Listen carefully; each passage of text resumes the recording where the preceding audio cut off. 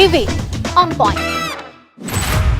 Polusi udara di wilayah DKI Jakarta dan juga wilayah-wilayah penyangganya ini semakin memburuk, bahkan menduduki posisi pertama sebagai kota dengan udara terburuk di dunia atau masuk dalam kategori tidak sehat. Mulai pencegahannya dari sekarang atau diantisipasi ini sangat membahayakan, terutama sekarang tuh anak-anak sekolah sendiri udah ngerasain sendiri efeknya karena banyak yang ngalamin sakit ISPA. Contoh ya, kami sendiri ngalamin, anak kami tiga-tiganya kena ISPA. Pemerintah Provinsi DKI Jakarta memberlakukan kebijakan 50% work from home atau bekerja dari rumah bagi para aparatur sipil negara. From home itu bagi ASN dan dia bekerja di rumah.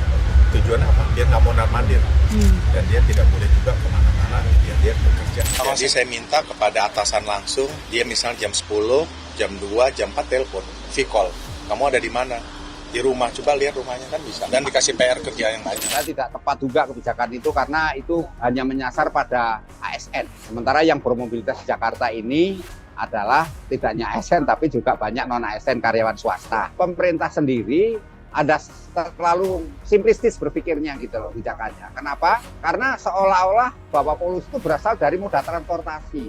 Padahal polusi itu tidak semata-mata transportasi tapi juga ada faktor industri, PLTU. Satpol PP DKI Jakarta di sini gelontorkan dana sekitar 11,4 miliar untuk beli sepeda listrik. Berapa efektif memang Pak? Katanya suruh aksi, begitu aksi kok ditanya.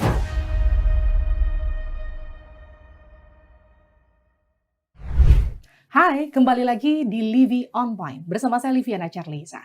Saudara, sejak Maret hingga Agustus ini berdasarkan pemantau udara IQR menempatkan posisi kualitas udara di Jakarta sangat tidak sehat. Bahkan beberapa kali dianggap yang terburuk di dunia. Berbagai solusi sudah disiapkan mulai dari pemerintah pusat sampai Pemprov DKI Jakarta.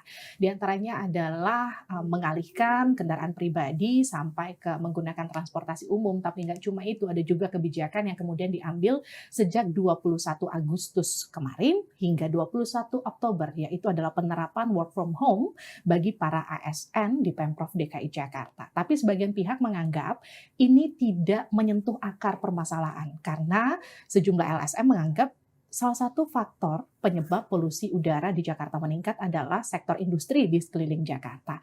Selain perubahan iklim yang memang menyumbang kejadian serupa yang terjadi setiap tahunnya. Nah, seperti apa sebetulnya solusi konkret yang sudah disiapkan oleh penjabat Gubernur DKI Jakarta, Pak Heru Budi Hartono? Kita akan sapa langsung di Living on Point. Hai Pak. Apa kabar Mbak? Kabar baik. Terima kasih sudah datang Bapak. Sama-sama. Bapak adalah salah satu orang yang ditunggu-tunggu kalau kita bicara soal polusi udara di Jakarta. Ini ngomong-ngomong, ASN di DKI Jakarta sudah work from home sejak 21 Agustus kemarin ya Pak? Betul. Bapak nggak ikutan work from home Pak? Enggak, Sabtu Minggu juga masuk. Sabtu Minggu juga masuk. Kita senasib Pak, karena saya juga belum work from home nih Pak. Ini sebenarnya kebijakan work from home untuk mengatasi polusi udara di Jakarta. Kan sebagian pihak menganggap ini kebijakan yang prematur, belum kemudian ada dasar kenapa kemudian harus mengambil kebijakan itu. Kalau Bapak nih sebagai penjabat Gubernur DKI Jakarta yang sudah memimpin ibu kota ini hampir 1 tahun Pak, Bapak ngelihatnya permasalahan ini se-ekstrim apa Pak sampai harus work from home? Jadi pertama gini, work from home itu kami rancang sudah sebelum ada ribut-ribut polusi. Jadi konsep dasarnya adalah Menpan menyampaikan khususnya kepada Pemda DKI, mungkin kepada Pemda yang lain, bahwa diberikan tenggang waktu antara jam 7:30 sampai 8:30. Nah, tenggang waktu itu kalau yang datang 8:30 harusnya jam 7:30, 8:30 dia pulang harusnya 1 jam lambat. Oke. Nah, tenggang waktu antara jam 9 dan 10 juga. Nah, kami berpikir tadinya saya akan menerapkan antara mengatasi kemacetan dulu nih. Betul. Ada yang masuk 7:30, ada yang masuk jam 10.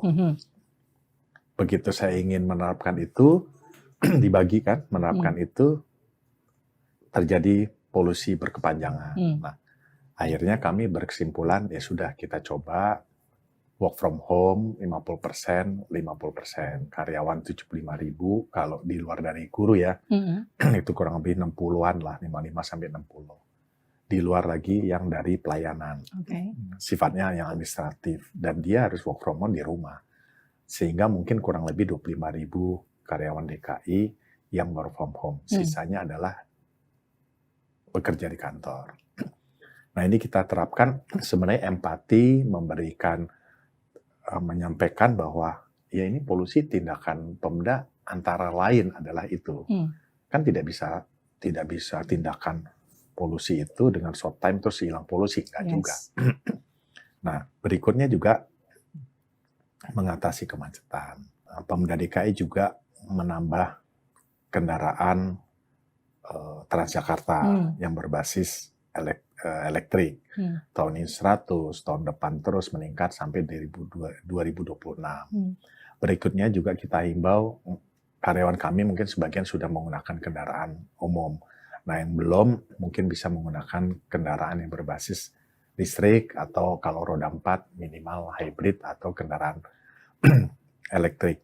Minimal kami sudah berbuat. Nah, ini kami laporkan kepada Kemendagri dan Kemendagri juga merespon baik dan juga Menpan juga akan mengatur work from home ini secara nasional mungkin khususnya Jakarta atau Jabodetabek di kementerian-kementerian. Nah, tidak itu saja, ini kan menjelang KTT ASEAN.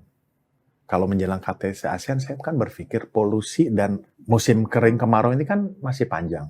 Nah, harapan saya adalah ketika KTT ASEAN berjalan, nih polusinya turun. Nah, caranya bagaimana? Ya, paling dekat adalah work from home. Misalnya tanggal 5, 6, 7 ada KTT ASEAN. Lantas saya berlakukan work from home tanggal 4, ya percuma aja kan? Nah, sebulan sebelumnya kita usahakan seperti itu. Harapan saya semuanya bisa memberikan yang terbaik untuk menurunkan polusi. Nah, berikutnya adalah sampai 21 Oktober, ya kita hitung. Kalau ini efektif, ya kita jalankan. Kalau nggak efektif, kita kembalikan. Jadi nggak mesti harus nunggu 2 bulan kemudian baru dievaluasi ya Pak? Ya enggak, misalnya ternyata 1 bulan setelah ini, misalnya di September, akhir September sudah ada hujan, ya kita kembalikan. Kan gampang, tinggal bikin surat. Kalau kami kan, itu kan perintah komando, tinggal besok semuanya masuk, work from home selesai di tanggal sekian, kan kembali. Kira-kira seperti itu. Itu kan kebijakan yang paling dekat yang baru diambil Pemprov DKI Jakarta. Kalau kita kembali sebenarnya kita bicara soal penyebab polusi udara di Jakarta. Kalau dari timnya dari Pemprov DKI Jakarta, penyebabnya apa sih Pak sebetulnya? Ya namanya penyebabnya macam-macam. Dari kendaraan itu bisa roda 2, roda 4, bisa angkutan umum, bisa juga industri di Jakarta juga, industri di luar Jakarta banyak penyebabnya. Nah, saya tidak mencari penyebabnya, namun kita harus melakukan tindakan. Nah, kalau ditanya antara lain ya polusi dari kendaraan, polusi dari industri, dan Pak Ibu Menteri Lingkungan Hidup sudah mengeluarkan keputusan bahwa Pemda DKI bersama Kementerian Lingkungan Hidup akan mendatangi, menelusuri tempat-tempat industri-industri yang diperkirakan menambah polusi. Sudah ada poin-poinnya, sudah ada listnya. Kami bersama Kementerian Lingkungan Hidup sudah ada listnya untuk menyampaikan kepada mereka supaya mengambil tindakan mereka sendiri. Ada sistemnya, ada teknologinya, itu yang dipaparkan kemarin di Menko Marves. Saya tidak bisa menyebutkan, nanti sangkanya mempromosikan produk tertentu. Nah, itu mereka harus melakukan itu. Berarti industri, Kementerian Lingkungan Hidup, Pemda DKI sudah berjalan mulai hari Senin kemarin. Jadi kalau dibilang sebetulnya Pemprov DKI Jakarta atau pemerintah pusat hanya menyalahkan masyarakat yang menggunakan transportasi pribadi, enggak juga. Karena sebetulnya industri juga disasar untuk memperbaiki. Mulai hari Senin industri sudah ada listnya, kami melakukan itu. Lantas berikutnya adalah uji emisi. Kementerian Lingkungan Hidup dengan kami melakukan di spot-spot tertentu uji emisi kendaraan.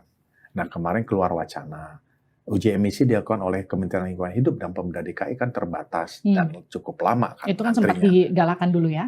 Nah, itu kemarin juga tercetus pemikiran setiap kendaraan yang masuk bengkel dengan perawatan berkala, ya, ATPM itu wajib mengeluarkan bahwa kendaraan yang perawatan berkala keluar harus dijamin emisinya tidak melampaui yang sudah ditetapkan. Kalau dulu kan pakai stiker-stiker gitu Ya. tuh Pak. Nanti Ya gimana mungkin nanti screeningnya? ATM kan bisa mengeluarkan, misalnya dia 10.000 kilometer servis, ya dia akan mengeluarkan bahwa itu lulus uji emisi. Jadi kendaraan di atas 10 tahun, kalau dulu kan tidak boleh kendaraan di atas 10 tahun, kebijakannya gitu ya? Ini kan mobil-mobil yang perawatannya rutin ya, masuk ke ATPM itu nanti Kementerian Perindustrian, Kementerian Lingkungan Hidup akan melakukan itu bersama Pemda. Nah, terkait dengan ada wacana mobil usia di atas 10 tahun, simple aja. Kalau menurut saya sih boleh-boleh saja mereka menggunakan kendaraan itu asal emisi gas buangnya tidak melampaui apa yang telah ditetapkan. Asal perawatannya bagus, Ya. asal kemudian uji emisinya lolos, sebenarnya oke-oke aja ya Pak. Ya. Yang penting poinnya adalah uji emisinya. Ini saya tambahkan, tadi kan penyebabnya apa sih? Dari kendaraan yang industri. masuk ke Jakarta, ya. Kendaraan di Jakarta sendiri Yes. yang masuk ke Jakarta, kendaraan atau seperti bus truk yang melintas menuju Sumatera, melintas kan masuk Jakarta, atau minimal masuk Jabodetabek, Yes. industri, semuanya kita sasar kok. Termasuk PLTU nggak Pak? Termasuk PLTU. Karena kan dianggap katanya PLTU yang kemudian menggunakan batu bara itu juga jadi salah satu penyumbang. Itu pembicaraan antara Kementerian Lingkungan Hidup dengan PLN. Mungkin kalau PLN mereka sudah menggunakan hal-hal tertentu sehingga emisi gas buangnya itu bisa di bawah ambang. Kemarin Dirut PLN melaporkan seperti itu. Nah, industri-industri yang dari Jakarta juga kita datangi, kita sampaikan, Pemda sosialisasi, kira-kira seperti itu. Pak Heru, emang sebenarnya pertumbuhan kendaraan pribadi di tiap tahunnya dari 3 tahun belakangan ini seberapa signifikan sih Pak? Kalau data yang ada, Jabodetabek ya, yang B ya, Yes, yang B. itu kalau roda 4 juta, sekarang sudah 6 juta. Oke, berarti Kendaraan roda 2 tahun yang lalu 14 juta, sekarang 16, sekian juta. Oke, dan itu yang kemudian jadi salah satu pemicu munculnya WFH untuk mengurangi itu. Kalau artinya gini, selain kita bicara soal WFH, kemudian sebelumnya juga sempat ada kebijakan masyarakat yang tadi menggunakan kendaraan pribadi ke kendaraan umum. Tadi kan Bapak sempat mention soal jumlah Transjakarta yang juga ditambah. Tapi kan masyarakat sekarang mikir gini, ini kalau tiba-tiba dari yang biasa bawa kendaraan pribadi disuruh bawa kendaraan umum, Transjakartanya udah siap belum? KRL-nya udah siap belum? Ini aku masa disuruh ubel-ubelan di dalam jubel-jubelan gitu Pak maksudnya. Gimana Pertama, tuh Pak jawabnya? harus ada empati setiap individu. Berikutnya adalah pemerintah pusat kebetulan nanti di akhir Agustus dan di awal September sudah bisa beroperasi LRT. Ya, 2 LRT itu bisa beroperasi. Tentunya itu sangat membantu. Yang dari Bekasi, bayangkan yang dari Bekasi bisa sampai tengah kota, bisa sampai Duku Atas, mereka menggunakan LRT. Ya kan? Yang dari luar kota lebih jauh lagi, misalnya dari Bandung bisa naik kereta api cepat. Tapi LRT harganya masih mahal Pak katanya Pak. Ya mahal itu kan relatif. Demi kesehatan dan demi tidak kemacetan kan, kira-kira gitu. Nah, Jadi saya menyuarakan itu ya Pak, suara-suara netizen. itu nanti silakan lah, itu hak kita sebagai warga negara untuk menyampaikan bahwa itu mahal, ya silakan. Tapi DKI kan dari berapa tahun yang lalu belum naik-naik 3.500 dan tetap 3.500. Nah, terkait dengan tadi feeder, beban menangani transportasi tidak bisa Pemda DKI aja. Pemda yang lain juga harus membantu feeder-feeder itu. Oke. Saya rasa itu yang terbaik. Termasuk juga kan pemerintah pusat sudah menyediakan kan LRT. Nah, kami Transjakarta sudah menyiapkan. Oke. Kami tambah, tadi barusan saya dengan Pak Menteri Perhubungan meninjau lagi LRT, kami akan tambah feeder. Kami akan tambah Transjakarta, kami sudah hitung. Misalnya, ada akan peningkatan di Duku Atas, ada peningkatan di Cikoko, Cawang. Nah, itu kami tambah. Nah, supaya nyaman. Tapi pemerintah Pemda yang lain, ya harus juga mensupport. Contoh, ketika tuh kereta api LRT ada di Stasiun Bekasi, tengah kota Bekasi harus ada feeder. Mereka yang menyiapkan. Itu yang saya mau tanyakan. Karena kan apa-apa kalau kita bicara soal polusi Jakarta yang disalahin ujung-ujungnya gubernur ya Pak. Mohon maaf nih Pak. Jadi Maksudnya gubernur yang mana ya? Bapak maksudnya. Oh gitu. Sekarang Bapak yang lagi mimpin. Coba saya gini, karena kalau kita bicara soal polusi di Jakarta, ini penjabatnya ngapain aja? Kan yang jadi pertanyaan gitu. Kadang masyarakatnya tuh nggak bertanya. Ini kan ada wali kota Bekasi, ada yang kemudian mimpin Bogor, ada yang kemudian mimpin Banten, daerah Tangerang Selatan dan sekitarnya gitu. Itu jarang jadi sorotan karena sebetulnya mereka kan juga mensupport masyarakat yang juga ikut bekerja di Jakarta. Itu yang kemudian jadi pertanyaan saya berikutnya. Bapak tuh koordinasinya sejauh apa sama Ya, jadi mereka gini, itu, Pak? Bogor minta bantuan feeder Transjakarta, saya kasih Oke. sampai perbatasan Jakarta. Hmm. Kadang-kadang istilahnya dengan koordinasi on call Dinas Perhubungan Bogor dengan DKI, kalau pagi hari di Bogornya macet, kami jemput Oke. masuk Jakarta. Hmm. Kita sudah berbuat, Hmm. ya kan? Semampu apa? Ya semampu Pemda DKI Bogor.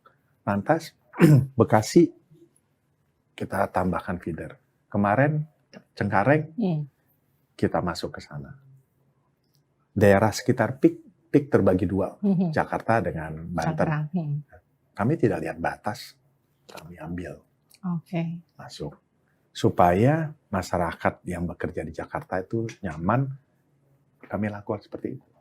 Jadi ini menjawab dari tudingan masyarakat yang menggunakan kendaraan pribadi bilang bahwa jangan langsung disuruh naik kendaraan umum dong kalau pemerintahnya belum siap untuk nyiapin kendaraan umum yang nyaman buat kita. Saya menghimbau yang mau aja. Ya kan? Yang nggak mau nggak usah dipaksa, nggak apa-apa juga. Kira-kira begitu.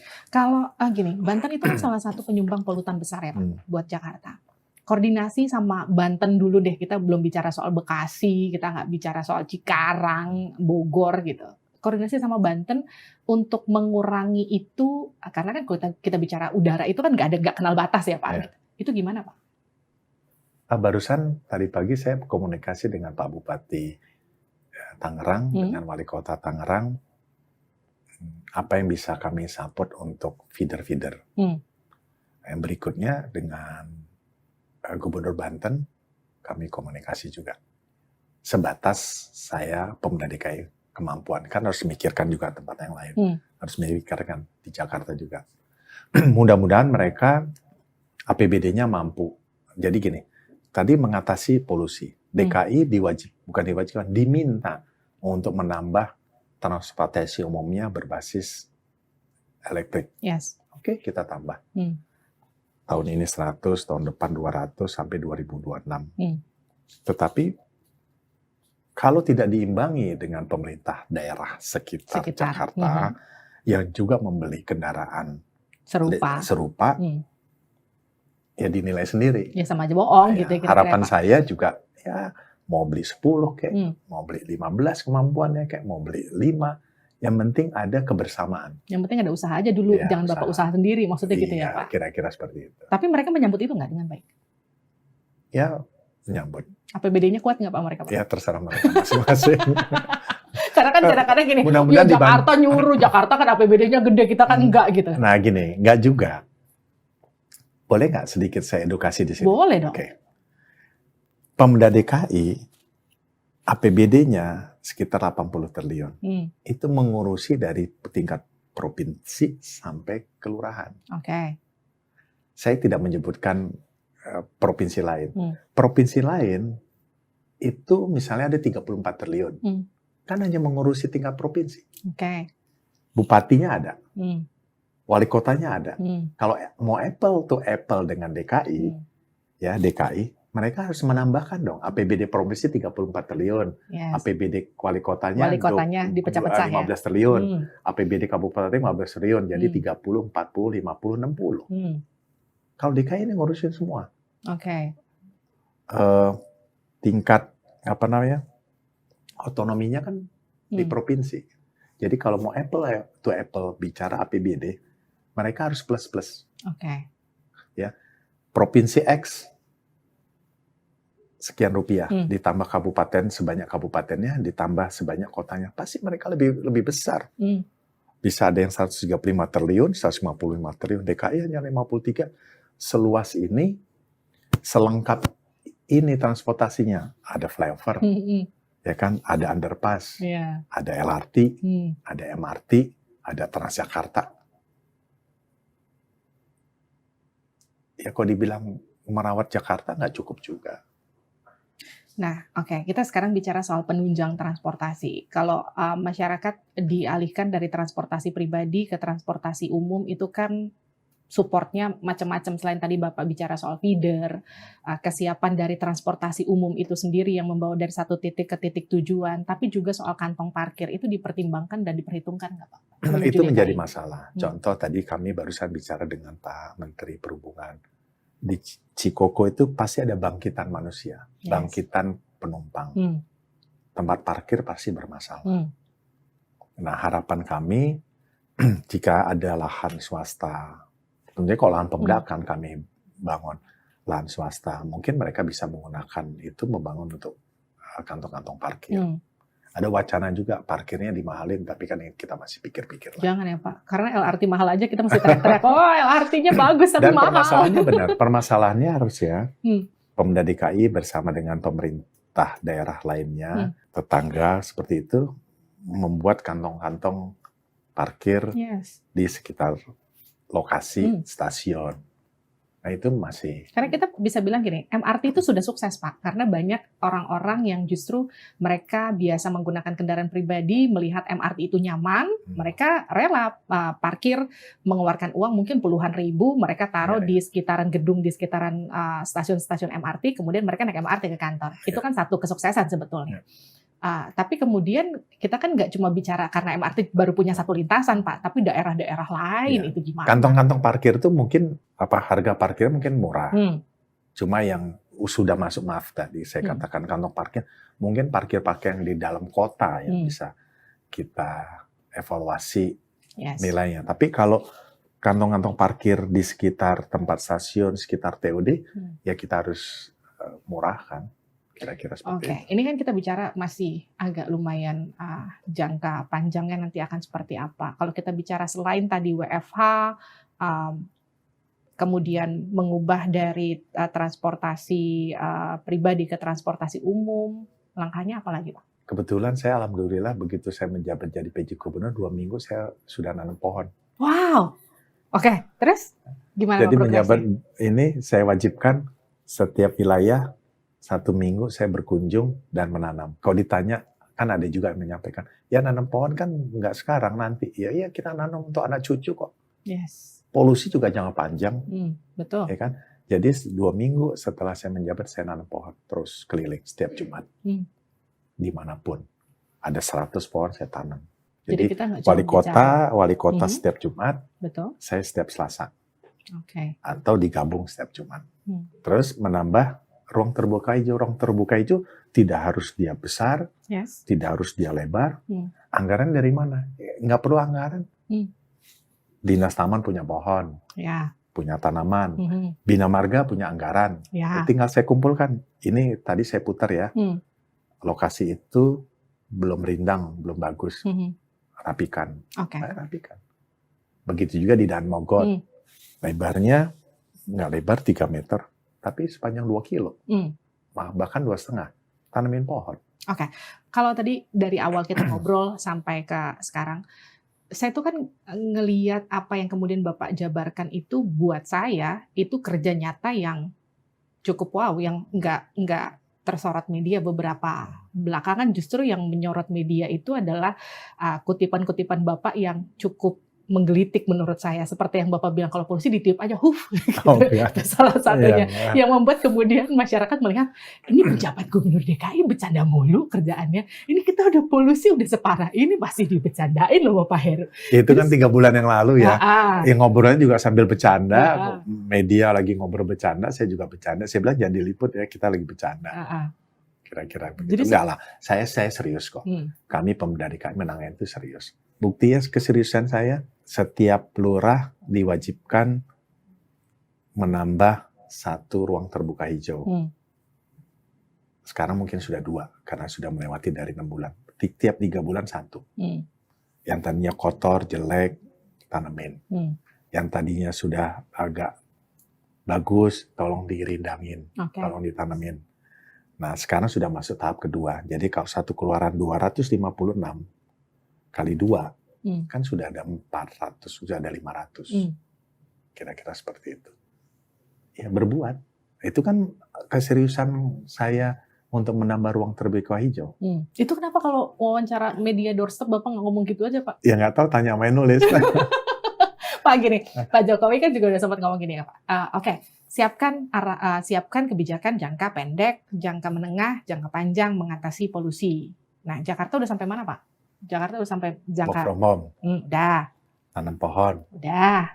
saya udah lakukan semua. Udah dong. Udah. Semua udah. Terus menambah bus per Jakarta, Sudah. tahap 100, besok tahun depan mungkin 200, tahun berikutnya sekian, ya kan? Terus tadi emisi gas buang, lantas bersama-sama dengan Kementerian Lingkungan Hidup mengecek satu persatu industri yang berpotensi menambah polusi. Oke. 5. Sebenarnya sudah komprehensif ya Ya. Pak? Sudah. Tapi kan namanya polusi itu tidak bisa short time Betul. mengatasinya, ya kan? Kira-kira seperti itu. Pak, ini saya mau nyinggung dikit soal kendaraan listrik yang pengadaannya, koreksi saya kalau salah ya Pak. Di sini Satpol PP DKI Jakarta saat ini jadi menggunakan sepeda listrik dan juga motor. Di sini gelontorkan dana sekitar 11,4 miliar untuk beli sepeda listrik ini. Ini seberapa efektif memang Pak? Katanya suruh aksi. Begitu aksi kok ditanya. Nah itu yang kemudian kan kalau pemerintah nggak dikritik itu nggak seru Pak. Jadi kalau nggak dianggarin, kalau nggak dianggarkan mau beli pakai apa? Kemarin sudah Dinas Perhubungan membeli sekian ratus motor. Kalau Satpol PP, ya Satpol PP talsukannya aja mungkin bisa 5.000 sampai 6.000. Tapi pengisian dayanya udah cukup, Sepeda. Sudah mumpuni di Jakarta. Ya sepeda kan pos-posnya. kalau baterainya mati atau soak kan bisa goes. Nah, mengenai SPKLU, Ya. Pemda DKI bersama PLN sudah ingin menerapkan konsep SPKLU di titik-titik tertentu. DKI juga bersama dengan pengelola mal juga ingin membangun secepatnya SPKLU sehingga masyarakat yang memiliki kendaraan listrik bisa mencasnya dengan baik, ya kan tempat-tempat strategis kita udah pikirkan seperti itu. Tapi sebenarnya gini, kalau hitung-hitungan Pemprov DKI Jakarta, kan kemarin sempat Bapak salah satunya menggelontorkan kebijakan untuk menghimbau masyarakatnya menggunakan kendaraan listrik tuh Pak, betul ya? Koreksi saya kalau salah ya Pak. Itu memang kalau perhitungannya Pemprov seberapa besar efektif itu untuk menekan polusi? Udah. Harusnya yang jawab biar peneliti. Kalau dia bilang tidak signifikan, ya memang nggak signifikan. Tadi aja 4 juta sampai 6 juta. Tapi kan kita harus bersama-sama. Yes. Semua individu harus bersama-sama. Pemda DKI melakukan apa yang bisa Pemda DKI lakukan. Swasta, individu melakukan yang bisa dilakukan. Sebagai contoh, ya kan, kendaraan, ya memang standarnya harus pakai oktan 98, ya pakai dong. Ya kan. Kendaraan yang memang pakai Pertamax Turbo, pakai, jangan pakai Petralite. Kan kendaraan pribadi, kalau masing-masing kendaraan, masing-masing pribadi sadar, ya polusi kan turun. Intinya adalah pemerintah daerah melakukan tujuannya untuk mengurangi polusi dan mengurangi kemacetan. Kalau ditanya seberapa banyak efeknya, ya silakan diteliti. Kan sistemnya Pareto. Kalau yang dilakukan di sini mungkin tidak signifikan, tapi ada pengaruh kan. Ya kan tadi saya sudah bilang, kita intervensi kebijakan transportasi. Yes. Tadi. Sudah. Intervensi masuk ke industri yang berpotensi polusi. Sudah juga. Sedang berjalan terus. Pengetatan uji emisi. Kan ini individu. Ya kan. Lantas kendaraan listrik tadi. Menambah ruang terbuka hijau, menggunakan kendaraan transportasi massal. Pak Heru, gini, masyarakat itu ya umumnya manusia ya Pak, pada dasarnya itu kan karakternya kurang lebih nggak sabaran dengan proses, semuanya buru-buru. Kalau misalnya bicara soal Pemprov DKI Jakarta, mungkin aja nih Bapak kan baru menggelontorkan kebijakan untuk WFH tanggal 21 Agustus. Sekarang udah ditanya, Pak polusi udara udah turun belum tuh karena kebijakan WFH gitu kira-kira. Atau kira-kira kebijakan-kebijakan Pemprov DKI Jakarta yang cepat apa sih Pak buat nurunin polusi udara, kerja nyatanya udah kelihatan belum Pak? Itu jawaban Bapak apa Pak? Harus bersama-sama dengan pemerintah pusat. Contohnya aja, traktor kontainer itu kan masih menggunakan, ya dikatakan uji emisinya kan tanda kutip juga kan. Artinya kan perlu ada kebijakan bersama. Nah, terus berikutnya perlu ada kebijakan misalnya Euro berapa, Euro 5, Euro 6. Tapi kan kita pikirin lagi, kalau kendaraan itu kita gunakan Euro 5, Euro 6, kendaraannya bagus, apakah berdampak inflasi nggak? Transportasi meningkat kan kita pikirin semua. Tadi kembali pertanyaan, Pak ini udah WFO 3 hari polusi Udah turun belum? udah turun. Ya faktornya banyak, ya kan? Ya kok turun tidak turun, sekali lagi ya kita aksi bersama. Aksi bersama-sama seperti kita menangani COVID kan kita semuanya bersama-sama. Yes. Swasta udah ada yang negor-negor Bapak belum? Pengusaha-pengusaha yang negor, Pak Heru ini jangan sampai kebijakannya masuk ke swasta, nanti usaha saya berantakan. Nah, saya udah tahu, ya silakannya swasta mengatur. Tapi teman-teman swasta yang berkomunikasi dengan saya sudah work from home sebelum Pemda mengambil kebijakan, kita sudah work from home kok. Pak kita belum loh Pak, ini Oh iya nggak tahu. Ya, Pak? Ini sebelah HRD loh Pak. Boleh lah Pak disuarakan di sebelah. Ya, Kompas sebagai contoh utama swasta, monggo aja, silakan. Iya, karena kita media, Pak. Jadi fungsi kita memang harus terdepan untuk mengabarkan situasi terkini ya. Meskipun kita harus pakai masker ya, guys, kalau keluar. Nah, itu juga, Pak. Itu gimana, Pak? Jadi masyarakat Jakarta sudah cukup mengkhawatirkan itu nggak ketika keluar beraktivitas mereka udah harus pakai masker? Gini, penyampaian itu ada batasannya. Kalau menyampaikan menggunakan masker, saya menghimbau kepada anak-anak, anak kecil, lansia, sehingga keluar pakai masker. Mungkin ini perlu data. Nah, data mungkin dari Kementerian Kesehatan, dari ahli-ahli kesehatan yang menyampaikan sebatas mana bisa diwajibkan untuk masker. Ya diteliti dulu dah. Tapi sudah ada kemudian pasti kan Kadiskes kan juga sudah ngobrol sama Bapak. Yang jelas musim kemarau ini ISPA naik. Pasti. Ada yang batuk, pilek, dan lain-lain. Kan ingat nggak dulu kita? Kalau dalam kondisi ada yang batuk, harus sadar pakai masker, ya pakai. Kalau keluar ke rumah, mau lebih sehat waktu COVID, ya pakai masker. Ya kita individu kita, oh sekarang kemarau, polusinya tinggi, ya pakai masker. Itu udah bisa dijadikan satu himbauan untuk kemudian Bapak announce ke pemerintah pusat nggak? Maksudnya jangan lagi bentuknya himbauan, tapi bentuknya adalah kewajiban gitu. Ya gini, kebijakan itu harus hati-hati. Harus saya komunikasi dulu dengan Kementerian Kesehatan. Seperti ada yang mengusulkan juga, Pak Heru, sekolah harus PJJ dong. Saya bilang loh. Itu gimana Pak? Nanti saya repot Pak. Saya kan harus bicara juga dengan Kementerian Pendidikan, dan saya tidak ngambil kebijakan itu juga. Anak-anak ya harus sekolah seperti sekarang. Yes, kecuali memang sudah sangat mengkhawatirkan, sudah tidak bisa teratasi lagi, segala solusi sudah dicoba tapi nggak berhasil ya Pak. Ini ngomong-ngomong kan pemerintah pusat sempat bilang mau rekayasa cuaca Pak. Ya. Itu apa kabar? Kabarnya kabar-kabar. Jadi begini. Saya komunikasi dengan teman-teman BNPB. Minggu lalu itu sudah mau dilakukan rekayasa. Tapi kan dihitung, ada awannya, anginnya kemana. Sempat hari Minggu malam itu kan rintik-rintik sebentar. Nah, minggu ini akan dilihat apakah awan yang mendukung untuk potensi hujan ada atau tidak. Ini sedang dihitung. Ya mudah-mudahan BMKG, BNPB bisa mengatur ini, bisa merekayasa cuaca sehingga bisa turun hujan. Kemungkinan besar minggu depan kira-kira seperti itu. Nah ini perlu komunikasi lebih dalam lagi. Tapi kemarin saya sudah berkomunikasi dengan BNPB, harus ada hitungannya katanya minggu ini bisa dilakukan itu. Sekarang kalau yang kembali lagi tadi saya sempat bilang, pemerintah itu nggak seru kalau nggak dikritik gitu kurang lebih.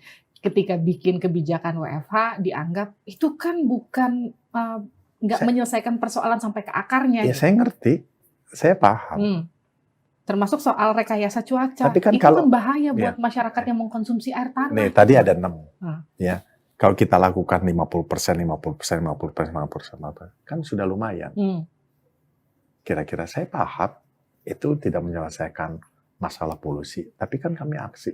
Ya, kira-kira seperti itu. Oke. Pak Heru, setahun Jakarta kurang lebih ya Pak, dari Oktober ya Pak, 2022 nih. Udah mau setahun Belum. Bapak. Ya, Hampir. bentar lagi lah. Gimana Pak ngelihat ibu kota Jakarta? Kalau Bapak kan sebelumnya di istana nih, di belakang Pak Jokowi. Sekarang Bapak memimpin langsung ibu kota Jakarta. Apa sih Pak problem atau PR yang paling ngejelimet lah Bapak pikirin tuh apa? Sebenarnya 2 loh. Apa Pak? Sekarang nambah 3. Apa aja tuh Pak? Yang pertama kan sekarang polusi, kemacetan.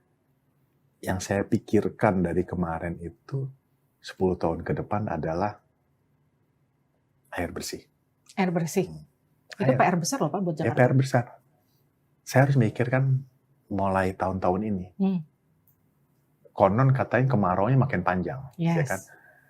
Saya baca di YouTube, di berita, bumi ini yang terdingin sekarang ya. Sekarangnya 34 aja bilang dingin. Berarti kan potensi untuk naik terus. Iya, suhunya. Nah, saya memikirkan supaya Jakarta ini tidak mengambil kebijakannya telat. Air bersih harus dipikirkan. Mulai dari hulu. Bisa juga untuk Jabodetabek. Tapi saya memikirkan untuk Jakarta. Dia gubernurnya memikirkan untuk, kan di hulu itu makin turun. Hasil air di sana kan. Nah itu kan harus kami pikirkan. Nah kalau ditanya problemnya ya itu. Terus solusinya apa Pak? Solusinya yang pertama adalah kita menjaga di atas. Ya bersama pemerintah daerah Bogor sana, dan sekitarnya. supaya tetap hijau, tetap air, sumber-sumber air harus ada. Ya. Kemarin sudah Kementerian PUPR membuat 2 waduk. Mungkin juga untuk 10 tahun ke depan kurang. 5 tahun ke depan iya. Sekarang iya, masih. Nah, berikutnya NCICD tanggul raksasa harus dibuat. Supaya kita bisa mengolah air laut itu menjadi sumber air bersih, bukan sumber air minum ya. Yes, Menjadi sumber air bersih. Jadi dari utaranya ada, dari selatannya ada.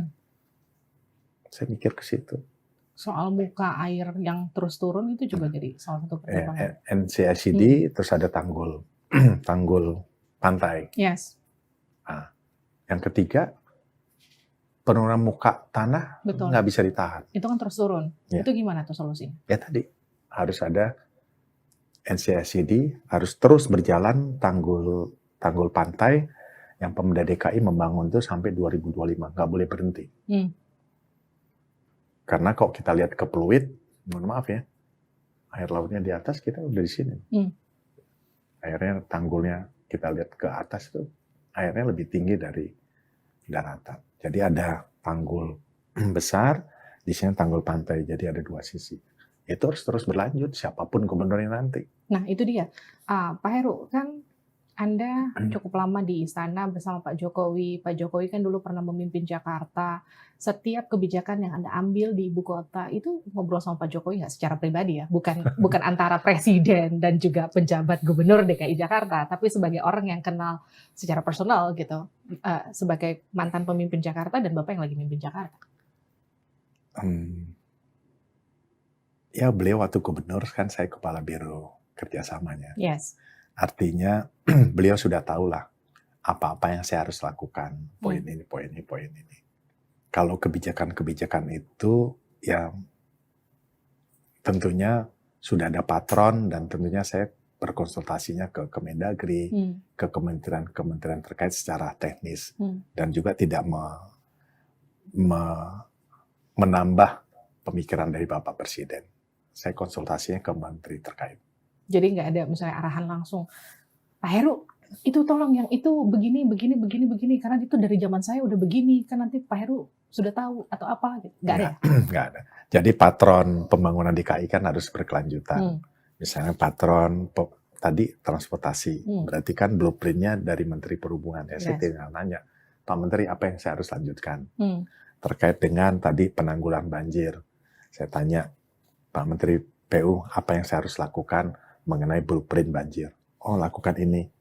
Oke, berarti kan kalau masing-masing menteri itu ada blueprintnya, itu adalah kebijakan dari Bapak Presiden. Oke. Kalau setiap weekend, biasanya kan Jakarta selalu ada Car Free Day ya Pak. Di tengah kondisi polusi yang lagi mengkhawatirkan gini, Car Free Day akan tetap ada? Ada, kecuali tanggal 3 September. Tanggal 3 September. Ya, karena hingar-bingar kegiatan lalu lintas, kegiatan tamu negara itu sudah mulai datang. Dan kesiapan dari panitia nasional itu sudah terus berjalan. Dan sudah ada meeting-meeting mulai dari hari Jumat, Sabtu, Minggu, dari Kadin, dari lain-lain. Tapi setelah itu ya tetap ada. Memang mau Car Free Day tiap hari? Oh enggak dong, enggak. Jangan Pak. Oh, iya. Cuma yang jadi pertanyaan, ketika ini polusi lagi lucu-lucunya begini nih Pak, terus orang Car Free Day masih nggak pada nggak pakai masker, karena kan belum ada istilahnya kewajiban kalau berada di tempat outdoor begitu, kemudian harus pakai masker. Sekarang kan belum ada nih, masih bentuknya himbauan. Mau pakai syukur, nggak mau ya udah, kan masih gitu ya Pak. Pantesan kan ISPA-nya kemudian kan naik terus. Jadi mungkin kesadaran masyarakatnya harus terus ditumbuhkan begitu ya Pak. Jadi kedepannya masih belum akan ada kewajiban masyarakat untuk beraktivitas di luar ruangan menggunakan masker? Belum. Perlu konsultasi lebih lanjut dengan Kementerian Kesehatan. Kenapa sih Pak? Kan kalau kita bicara sebenarnya Kalau gini. kenapa ya? Ya masing-masing individu udah tahu. Yes, betul. Contoh, kalau saya kebiasaannya, kalau musim hujan kan gitu kan, kita lihat malam-malam kita lihat TV. Yeah. Oh besok cuaca hujan. Yes, bawa payung. Bawa payung. Oh cuaca hujan, berarti ada kegiatan yang di outdoor, harus masuk ke posisi alternatif kedua. Nah sekarang juga gitu dong. Tak. Oh iya, ini agak tinggi polusinya pakai masker. Nah itu dia Pak, Kan kesadaran kita udah masyarakat himbau itu pakai kan masker. agak sulit ya. Kadang kayak kemarin kita pandemi aja udah jelas situasinya mengkhawatirkan, mengancam nyawa, tapi kalau nggak dikasih kewajiban, nggak dikerjain juga sama masyarakatnya. Ujung-ujungnya pemerintahnya juga ya kan Ya, Pak. sebaiknya kalau MRT, naik LRT, naik Transjakarta, ya sejauhnya pakai masker. Pakai masker ya? Ya. Gini, Kalau anak-anak kecil, keluar rumah, masker. Kalau lansia, pakai masker. Pak Heru, masyarakat itu kan sekarang punya Bapak nih sebagai pemimpin Jakarta. Di tengah kondisi kayak sekarang, mereka pasti patokannya, tujuannya adalah melihat gubernurnya ngambil kebijakan apa, ngomong apa sih. Gitu. Terus dalam kondisi kayak gini, kadang kan kalau sebagai pemerintah itu kan pasti seperti buah si malakama ya Pak. Kadang gini, faktanya kondisi sekarang udara di Jakarta sangat mengkhawatirkan. Tapi kemudian kalau kita umumkan ke masyarakat, bisa jadi pilihannya dua. Masyarakatnya sadar langsung pakai masker, atau masyarakatnya malah jadi ketakutan. Atau malah jadi semakin, mereka malah menantang begitu ya Pak. Oh saya baik-baik aja kok, aktivitas nggak pakai masker baik-baik aja kok. Terus nanti kemudian berjatuhan lah, korbannya banyak. Bapak merasa nggak dari posisi itu? Seperti buah si malakama. Dikasih himbauan, nanti masyarakatnya ketakutan, tapi didiemin, Bapak ngerasa bersalah? Kalau saya jawaban satu, niat saya baik.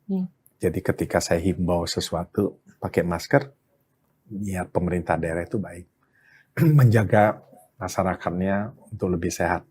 Atau menjaga masyarakatnya untuk tidak sakit. Itu aja. Kalau ada yang plus, ada yang negatif ya biasa. Ibaratnya nanti kalaupun nanti ada yang bilang bagaimana kondisi real kualitas udara di Jakarta dan sekitarnya itu, biarkan mereka nanti yang ahlinya kemudian yang bicara, yang punya kapasitasnya untuk itu, untuk kemudian menjelaskan ke masyarakat seperti apa begitu kira-kira. Betul. Bapak kemudian memberi himbauan supaya masyarakatnya. Ya kan, namanya kan kebersamaan. Pemerintah pusat biasanya kan kita kayak kemarin kan ngumpul di Menko Marves. Minggu depan kita diskusi lagi terkait polusi. Apa yang harus kita ambil tindakan? Kemarin tindakannya kan sudah ada tadi 6. Sekarang besok ngumpul lagi, Menteri Kesehatan kita minta pendapat. Oke, sudah pas untuk diumumkan menggunakan masker dengan data-data dari Kementerian Kesehatan, dengan data-data dari Dinas Kesehatan sinkron. Kita berdiskusi dampaknya apa, kita ajak bicara kementerian yang lain, oke, sepakat, kita umumkan. Nggak bisa saya sendiri harus menyampaikan itu. Dan nggak bisa memang Jakarta dikasih beban sendiri, karena butuh juga nggak cuma pemerintah pusat, tapi juga daerah-daerah penyangga ibu kota untuk ikut kerjasama mengurangi polusi di Jakarta ya Pak khususnya. Oke, 3 pertanyaan cepat. Sudah ada tawarankah untuk memimpin ibu kota Jakarta secara permanen sebagai gubernur di periode selanjutnya? Jawabannya hari esok itu penuh misteri. Biar alam semesta menjawab. Sadis Pak Heru. Pertanyaan selanjutnya. Ibu kota Jakarta di tangan Heru Budi Hartono akan seperti apa? Mudah-mudahan Jakarta bisa bersaing dengan kota-kota lain. Saya ingin Jakarta itu masuk menjadi kota global city yang memang di bidang jasa bisa berjalan. Event-event internasional ada di Jakarta. Pertanyaan terakhir. Pasca jadi gubernur DKI Jakarta, penjabat gubernur DKI Jakarta, seorang Heru Budi Hartono, akankah menjadi menteri kah, ataukah akan menjadi pejabat pemimpin daerah di wilayah lain kalau memang bukan Jakarta? Saya berkarya 30 tahun di DKI. Jawabannya itu. Jadi pilihannya kalau bukan Jakarta nggak mau kenapa? Banyak lebih bagus. Pak Heru juga oke kok. Coba kita lihat nanti progres karir politiknya ke depan. Tapi sudah ada pinangan kah Pak Heru? Ini pertanyaan tambahan ya? Ya tadi, hari esok penuh misteri. Biar alam semesta yang menjawab. Artinya sudah ada negosiasi, tapi belum ada jawaban gitu kira-kira. Terima kasih Heru Budi Hartono telah bergabung bersama saya di Livi On Point. Itu dia tadi obrolan saya mulai dari polusi dan juga akan seperti apa ibu kota Jakarta ke depannya. Kita ketemu lagi di Livi On Point berikutnya. Sampai jumpa.